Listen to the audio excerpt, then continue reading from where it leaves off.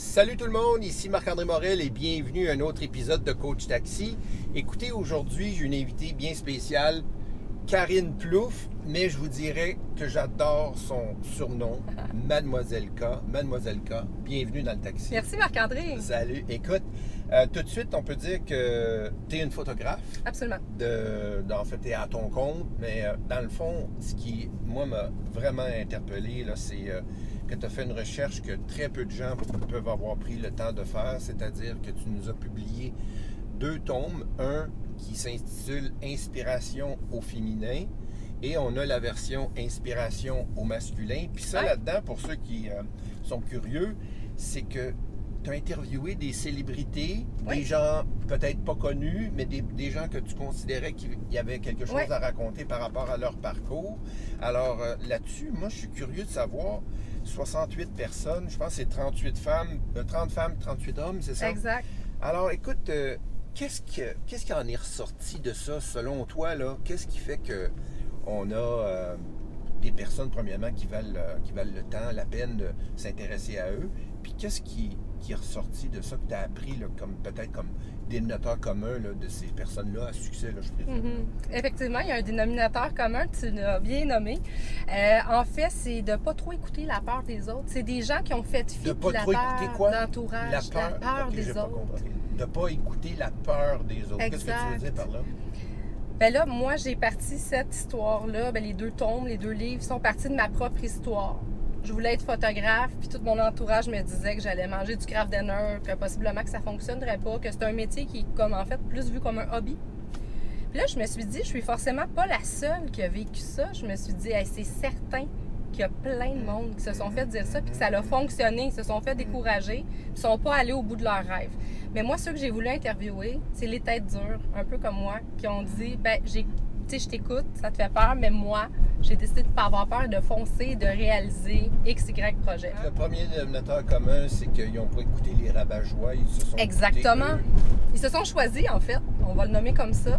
C'est des gens qui se sont choisis, qui sont allés au bout des choses. Il y a des gens qui sont très connus, effectivement, c'est comme des petites mini-biographies, mais il y a des gens qui sont pas tant connus.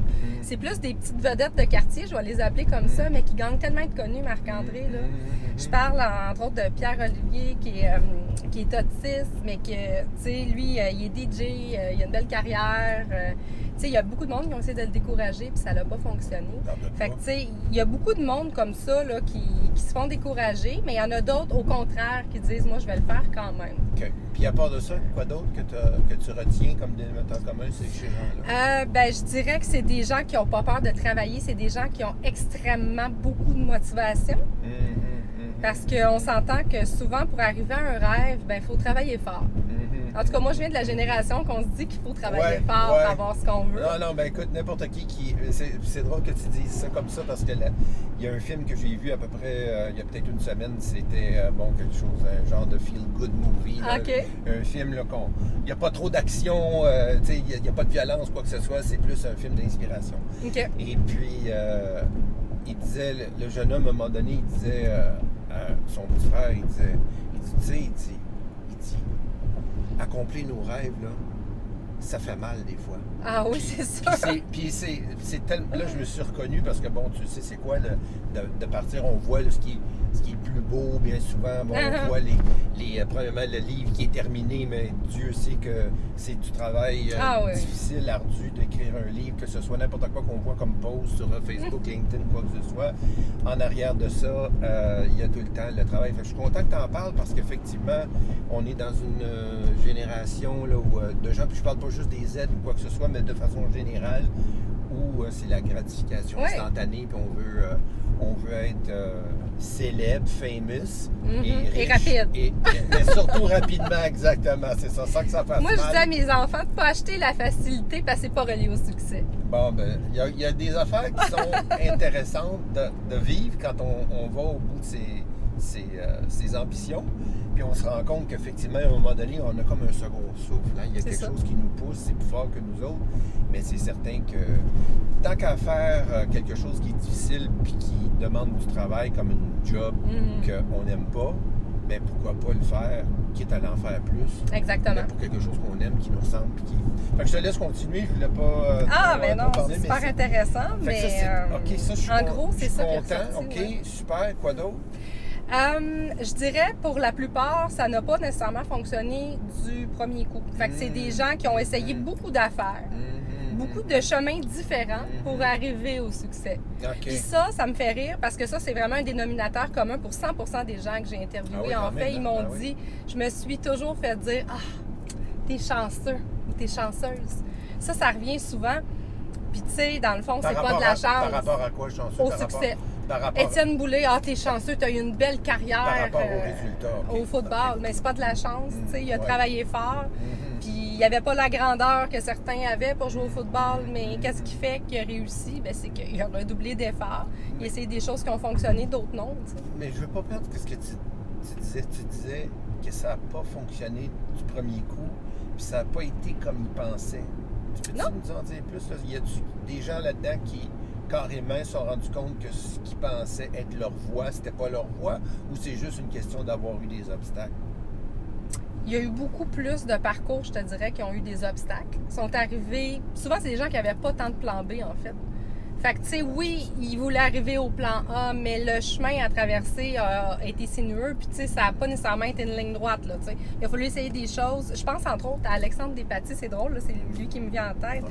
Tu sais, il a toujours presque su. Pour ceux qui ne savent pas, Alexandre Despatie, c'est un ancien plongeur olympien, champion du monde. Donc, Canadien. Étienne Boulay, c'était un joueur de football canadien. Oui, c'est ça, exact. Merci de renchérir. Donc, Alexandre Despatie a toujours su qu'il voulait faire ça, mais tu sais, il y a eu un chemin quand même difficile. Puis il y a beaucoup de monde qui pense, il était déjà bon en plonge, puis il a eu une grande carrière dès le départ. Non. Ses parents ont fait beaucoup de sacrifices. Eux aussi, ça a été un sacrifice de famille pour qu'ils se rendent là, tu sais. Puis, tu sais, il a fait de l'animation. Dans le temps que je l'ai interviewé, il était beaucoup dans ça, tu sais. Il faisait de l'animation aussi. L'animation. Télé. L'animation télé. Oui, pour une chaîne, je me souviens plus laquelle. Anglophone. Anglophone, effectivement. À Toronto, si je me trompe. Alors, écoute, ça, c'est fascinant. Puis toi, qu'est-ce que... Premièrement, tu étais dans les RH, ressources humaines. Oui, c'est mon domaine. Le corporatif. Tu as tout abandonné pour devenir photographe. Qu'est-ce qui s'est passé? C'était quoi le déclic? Pourquoi partir à ton compte? Pourquoi être photographe? J'ai un gros sourire quand je raconte ça. En fait, moi, Marc-André, quand j'étais étudiante, je travaillais dans un studio de photo. Fait que j'ai appris la photographie, puis j'étais très jeune. Je savais que je voulais faire ça. Comme job d'été, comme job pendant que tu étais au secondaire. Même pas au secondaire. Oui, j'ai commencé... T'avais-tu le droit de travailler? Oui. T'avais le droit? Oui, j'avais 16 ou 17 ans. Ah oui, OK, quand même. Oui, j'ai travaillé là jusqu'à mes 21 ans, en fait. OK. Puis à 21 ans, je suis allée à l'université. J'ai pas fini mon bac. Mais en fait, je voulais étudier en ressources humaines, faire un bac en gestion de ressources humaines. Mais à 21 ans, c'est ça. J'étudiais, je travaillais au studio de photo, puis je travaillais en parallèle à tout ça chez Bombardier. J'étais déjà chez Bombardier, puis j'ai accédé à un poste aux ressources humaines parce que j'ai commencé dans l'usine avec les boys. Mais par la suite, j'ai eu rapidement un poste en ressources humaines dans cette multinationale canadienne-là où j'ai évolué en ressources humaines. Donc, bon, j'ai pas fini mon bac. Et je me suis toujours dit, en travaillant en ressources humaines, j'adore les gens, je me sens à ma place, mais il y a un petit côté de moi qui manque de créativité ici. J'aimerais retourner en photographie parce que j'ai dû lâcher un moment donné la job d'étudiante pour être à temps plein là, en ressources humaines. Donc, ça m'a fait beaucoup réfléchir pendant mes congés de maternité, entre autres. Mais quelque chose qui manquait de la créativité, tu aurais pu trouver un autre job qui était plus créative, comme... Je revenais toujours à ça. Tu aurais pu être graphiste ou pour Bombardier, pour, encore une fois, pas le nommer, en passant, qui est devenu Airbus. Airbus. Ouais. Mais, donc, ce qui veut dire que le déclic, c'était, je suis pas à ma place parce que je sens que j'ai besoin d'exprimer ma créativité. Oui. Mais... Puis j'avais jamais mis ça de côté, j'arrêtais pas de prendre des photos. Mais oui, je comprends, mais ça veut pas dire qu'on devient entrepreneur parce qu'on veut être plus créatif. Tu comprends ce que je veux dire? Absolument, c'est vrai. Donc, pourquoi te lancer à ton compte plutôt que de trouver une job où ta créativité aurait été... J'y ai même pas pensé. Je sais pas. Non, puis en fait, tu sais, moi, je viens pas d'une famille d'entrepreneurs. Le Marc-André, il y a personne dans ma famille. En fait, il y a un photographe qui est mon oncle, mais il a travaillé pour l'hôpital du Sacré-Cœur toute sa vie. Il était photographe Donc, médical. t'aurais pu... C'est exactement ça mon Ouais, point, j'aurais c'est pu, que t'aurais ouais. pu faire ça. Tu comprends Ouais. ce que je veux dire? Fait que dans le fond, Ouais. qu'est-ce que tu conseilles à des gens qui se sentent OK dans leur job, que ce soit ressources humaines, conseiller quelque chose, que ce soit dans la vente, peu importe, puis qui se disent, il y a une partie de moi qui n'est pas exprimée, créativité, analytique, je veux travailler de chez nous, je suis tanné de travailler au bureau, peu importe. Qu'est-ce que tu leur conseilles à ces gens-là qui sont, disons, à cheval sur la clôture pour que le déclic, non seulement la motivation se fasse, mais aussi ça prend, on le sait, ça prend du courage, ça prend quand même, ça prend cette partie-là qui face à l'insécurité financière, il faut la nommer, parce que c'est la première raison qui nous retient souvent dans des emplois. Ça retient beaucoup trop de monde. Puis, qu'est-ce que tu conseilles à ces gens-là là, qui sont un petit peu là, sur moi, la là, côte? Je recommande d'y aller all-in puis de plonger parce que tant qu'on le fait pas à temps plein puis qu'on a... Moi, j'appelle ça le pied dans la porte. Tu sais, j'avais un pied dans la porte chez Bombardier, un pied dans mon entreprise. J'ai dit non, moi, j'ai besoin de mes deux pieds. Ah, mais ça, c'est intéressant, ça. Ouais. Donc, OK, mais ça, c'est intéressant parce que je veux pas mettre des mots dans la bouche, mais moi, je dis tout le temps à ceux qui veulent devenir conférenciers de ne pas lâcher leur job. Parce que la première affaire que tu fais en partant, c'est que tu apprends le métier, tu apprends à te vendre, et puis avant de réussir à te vendre, moi, je te parle du métier de conférencier. Je ne sais pas c'est quoi d'être photographe à son compte. Mais je peux te dire une chose, c'est qu'il y en a qui sont revenus après et ont dit « J'aurais dû faire ce que tu me dis parce que j'ai mis 2 hypothèques sur ma maison, j'ai failli perdre mon mariage. » Parce que ça prend 1 an et demi Ça dépend de ta situation. Ça prend 1 an et demi avant d'avoir des revenus des fois. Donc, toi, tout ce que tu as fait, ça m'a pris ce que aussi. tu nous dis, c'est ça, c'est que tu as gardé ta job à temps plein. J'ai gardé ma job à temps plein pendant environ 1 an et demi, presque 2 ans. Mon entreprise était enregistrée, j'étais enregistrée au TAC, je prenais des mandats. Mais quand j'ai réalisé que je disais non à plein de mandats la semaine. Mais tes mandats, c'est ça, donc tu les prenais plus pour la fin de semaine, le soir. Je prenais des mariages essentiellement. OK. Donc, ça, c'est intéressant parce que ça, là, ça bloque énormément de gens, puis je veux le dire, puis toi, tu le dis d'une façon peut-être un petit peu plus indirecte, c'est que se lancer ou y aller à fond, je suis 100% d'accord avec toi. Mais il y a un timing. Il faut y aller à fond, mais il faut y aller de façon intelligente par rapport à sa situation financière, ses besoins financiers, sa situation. Peut-être un conjoint qui peut comme prendre le coup, là, dans le fond, là, des revenus pour 1 an, 1 an et demi, le temps que ça parte. Mais c'est pas tout le monde qui est dans cette situation. Non, mais j'avais 2 enfants en bas de 5 ans, je dois le mentionner. T'étais-tu monoparental en plus? Non, j'étais pas monoparental. Mais il reste que, tu sais, ça, là, c'est une porte qui s'ouvre pour bien du monde de dire, OK, ça veut dire que je pourrais, sans avoir à laisser mon emploi tout de suite. Ça veut pas dire que tu vas pas la laisser un jour, tu la laisses. Tu peux tomber à temps partiel, à 4 jours, à 3 jours éventuellement, puis là finir, par avoir un pont finalement. Fait que je suis content que tu parles de ça parce que... Mais il y a un timing. Qu'est-ce que tu veux dire? Il y a un timing, puis moi, je l'ai eu, le timing, quand que j'ai réalisé que je refusais plus de contrats que je pouvais en accepter parce que j'étais tout le temps chez Bombardier. Donc, ce que tu veux dire, c'est le point de bascule. Absolument. Ça, le fameux tipping point, le point de bascule. Oui, puis j'étais heureuse de me rendre chez Bombardier tous les matins. Fait que le matin, j'ai commencé à être moins heureuse parce que je devais dire non à un mandat de photographie qui m'allumait plus. J'ai dit, moi, Bombardier me paye pour être à mon plein potentiel. Si je ne le suis plus, j'aime mieux démissionner. Ça s'appelle avoir de l'intégrité. C'est de l'éthique. Puis ça, c'est... Mais j'étais à ce point-là, donc j'ai préféré partir la tête haute. Ben bravo. Parce que à un moment donné, il y a aussi, il y a juste tant d'heures dans une semaine. Oui. Mais il reste que ça se fait. Ça se fait. Oui. C'est possible pour quelqu'un qui on n'est pas obligé d'avoir noir et blanc seulement. Ça aurait pu ne pas fonctionner. J'étais résignée à ce que cette option-là puisse arriver. Tu veux dire? Bien, j'aurais pu, mettons, ne pas vivre de la photographie parce que les contrats n'étaient pas assez nombreux. Ça aurait pu. J'avais un bon salaire chez Bombardier. Je m'étais mis un peu d'argent de côté, mais pas pour vivre 2 ans, là, tu sais. Mais t'avais tu avais quand même une passion, une motivation, puis ça, éventuellement, ça finit par se ressentir chez les gens que tu sers, puis là, il y a le bouche à oreille. Tu t'arranges pour que ça fonctionne. Tu t'arranges pour que ça fonctionne, exactement. Ça, c'est la preuve que tu as travaillé pour être à ton compte, puis que ça marche. Ça. Moi, je demeurais dans le coin ici, en passant. Pas vrai? Il y a une vingtaine d'années, moi, c'est ça. J'étais venu faire 4 ans. Mais tu sais, qu'est-ce que j'ai le goût de recommander aux gens aussi? C'est de réfléchir aussi aux efforts qu'ils sont prêts à mettre. Parce que oui, se lancer à son compte, ça a plein de beaux côtés. Mais il y a des facettes qui sont plus difficiles, là, Marc-André. Tu le sais, tu es à ton compte. On travaille un nombre d'heures assez impressionnant. Puis lorsqu'on n'est pas en train de travailler, bien, dans notre tête, ça continue de rouler. Fait que ça, si les gens sont prêts à accepter ça, possiblement qu'ils sont faits pour être à leur compte. Mais il ne faut pas penser que quand tu mets la clé dans la porte le soir, tu es avec ta famille et que tu ne penses plus à ta business. Mais il y a bien des jobs aussi qui sont bien payantes, où on est employé, salarié, puis que c'est comme ça aussi, ou que ça te trotte dans la tête aussi. Oui, c'est vrai. C'était mon cas. mais ça, c'est sûr que c'est un bon point parce que la fameuse porte, moi, je ne sais pas si tu as vécu ça, mais à un moment donné, je me dis, ben là, je devrais-tu arrêter de travailler à la maison? Devrais-tu aller peut-être commencer à penser à avoir un bureau à l'extérieur ou quoi que ce soit?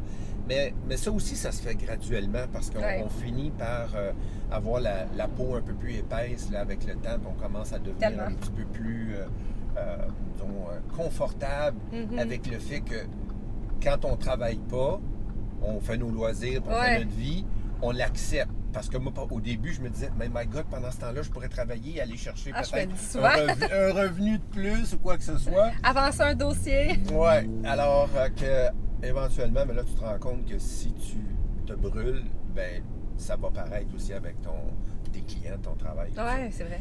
Donc là, écoute, qu'est-ce que tu dirais? On va regarder ça de l'autre côté, parce que là, on a regardé le côté, parce qu'on est coach taxi, on se promène sur la route. Donc, le feu vert, c'est les 3 affaires que tu nous as dit tout à l'heure. Ouais. Mais si on disait feu rouge, c'est-à-dire des choses à ne pas faire pour ceux que tu as interviewés, là, que tu dirais là, qu'il y a des leçons, là, que finalement, c'est pas des choses à faire, mais des choses à ne pas faire, ce serait quoi? Bien, je vais donner un conseil que m'a dit justement pour faire un parallèle à Inspiration Féminin, que Madame Cora de Cora Déjeuner m'a dit. En passant, chez Cora, qui est un restaurant à déjeuner, une franchise extraordinaire depuis une trentaine d'années au Québec. Là, juste pour vous dire, Cora, c'était la fondatrice de Novosie. Oui, mais Madame Cora, que j'ai interviewée après vous d'ailleurs, qui est ma ville, me disait tout simplement, au début, quand tu es en affaires, ne jamais donner son service ou son produit gratuitement. OK. Oui. Donc, je voulais lui donner un livre, entre autres. Mais tu sais, elle en faisait partie. Je trouvais très logique de lui remettre un livre. Elle a dit, je vais le payer. Oui, elle dit, faudrait au moins que tu me charges $1. T'es pas supposé donner ton livre gratuitement, ma petite fille. Fait que, tu sais, elle a dit, tu devrais pas vendre ton service gratuitement. Puis les gens qui débutent en affaires font souvent cette erreur-là. Marc-André veut se faire connaître. Fait que moi, j'aurais bien pu faire des contrats, là, tu sais, gratuitement. Clic, clic, clic. Mais non, je ne l'ai pas fait. Je suis contente de ne pas avoir fait cette erreur-là. J'en ai fait d'autres, malheureusement. Mais bon, mais celle-là, non. J'ai donné des commandites. C'est arrivé quelques fois. Je vais en donner 1 ou 2 par année. Il n'y a pas de problème là, pour des causes. Des causes. Oui, exactement. Mais dire, madame, vous n'avez pas d'argent pour faire vos photos, ben je vais vous le faire gratuit. Ça, j'ai jamais fait ça. Puis vous allez me faire de la publicité. Non. Ça marche pas. Moi, la publicité que je veux, c'est des gens qui ont retenu mes services, qui ont aimé les photos. Puis en montrant les photos, ben là, les gens automatiquement vont s'intéresser à ce que je fais, tu sais, pour les vraies raisons. Mais c'est donc vrai ce que tu dis. Ne pas donner son service ou son produit de façon gratuite. Ça, c'est le meilleur conseil. Puis, tu sais, c'est de ne pas parler aussi à trop de monde. On a beaucoup d'engouement au début. Moi, j'en parlais à tout le monde. De quoi? Que je voulais me partir en photographie, que je voulais écrire un livre. Puis là, le monde, même chez Bombardier, il y en a qui ont ri de moi, qui ont dit « Oh mon Dieu, elle le fera pas. » Puis, tu sais, ils riaient. Je pense qu'il faut vraiment choisir un petit cercle rapproché de notre garde. Étais-tu à mon atelier au début de janvier, le sommet que j'ai fait au mois de... Oui, j'étais là, puis t'en parlais d'ailleurs de ça. Oui. T'en souviens, la règle de 3? Oui. 3 personnes maximum. C'est là que j'ai réalisé que j'avais fait justement aussi cette erreur-là, parce que j'en parlais beaucoup, moi, de ça. Mais c'est vrai que quand on a une idée dans la tête, notre premier réflexe, c'est d'en parler à notre famille, nos conjoints, notre conjoint ou quoi que ce soit. Conjoint, on parle trop. Mais on le dit à trop de monde qui, eux, ne peuvent pas le prendre. Premièrement, ils peuvent pas comprendre. Ils peuvent pas comprendre, de un. Puis deuxièmement, tu vas tu dois t'attendre à avoir plus d'objections Mhm. que d'encouragement. Donc, à quoi ça sert? Ouais. Donc, tu sais, tu te gardes un cercle rapproché. C'est ce que j'ai vécu. Ben bravo. Quoi d'autre? Un petit dernier là, qu'on devrait ne pas faire? Ne pas faire, ne pas faire.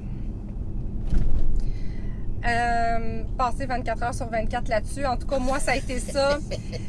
Il faut se reposer. Tu sais, on arrive à un point, à un moment donné, comme entrepreneur, qu'on réalise que dans nos débuts, on ne s'est pas reposé, on s'est brûlé. Tu connais l'expression, on s'est Ben brûlé. oui. Honnêtement, j'en ai passé tellement des Ouais. nuits blanches, soit à peaufiner des trucs pour mon livre, ou à regarder des vidéos, des tutoriels en photo pour améliorer ma technique d'éclairage, ou penser à mon studio qui est en construction, revisiter quelque chose dans mon plan d'affaires. OK, on a 1000 choses en tête, puis c'est des bonnes choses à faire, mais la nuit, c'est fait Ouais, pour dormir. ouais, J'en reviens pas que c'est ouais. moi qui dis ça. On a- C'est la personne, à part Grégory Charles, qui dort le moins dans le monde, je pense. Mais les psychologues appellent ça le retrait psychologique. Ah, C'est ouais. de se retirer. Ouais. C'est très difficile. C'est comme ben, c'est une tendance là, depuis 15 ans. Là, on parle beaucoup là, de pleine conscience, Ouais. puis tu sais, d'être dans le moment présent, etc. Mais ça, il n'y a rien de meilleur que de se lancer en affaires pour apprendre l'importance de ça, puis surtout quand on le fait pas. Écoute, Ouais. Karine, ou je devrais dire Mademoiselle K, un gros merci d'avoir été dans le taxi avec nous aujourd'hui. Merci, Marc-André. Pour toi, le petit taxi. Pour toi, c'était quoi ça? C'est à moi, Ouais, mon c'est Dieu, ça. je Un trouvais tellement souvenir, cute. ben ouais, Ben c'est voyons, ça. merci. Ben ouais, c'est ça, super. À bientôt. Merci. Salut. Ciao.